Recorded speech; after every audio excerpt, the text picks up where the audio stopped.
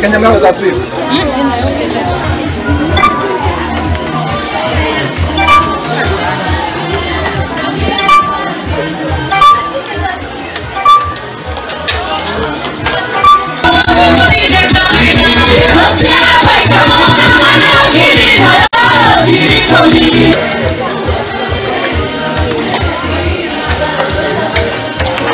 Of course, there's a legal problem because counties do not deal with primary schools, they don't deal with secondary schools. So we were at a dilemma, how do we come in and help parents in primary school, whereas primary education is not devolved.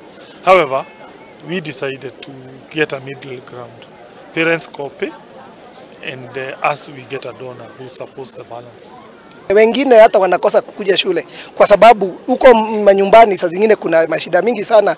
Mzazi anashindwa labda huyo mtoto hajakula kitu kutoka asubuhi na hata labda usiku yenye imepita hata hakukuwa amekula. Kwa hivyo hii program itasaidia kuweka watoto shule na iweze watoto waweze kuperform vizuri juu watalimini shule. Our population has continued to grow.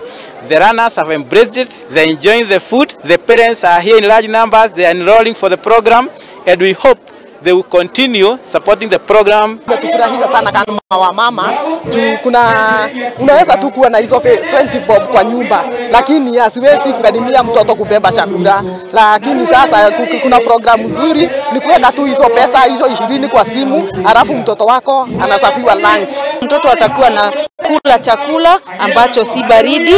Vile chakula chenyewe kimetayarishwa kwa kuzingatia viwango vifaavyo vya usafi. Kwa hivyo magonjwa mengine ambayo tunapata ya tumbo ni kumaanisha hayo yatakuwa ni mambo ya kihistoria, ni mambo tumeachana nayo.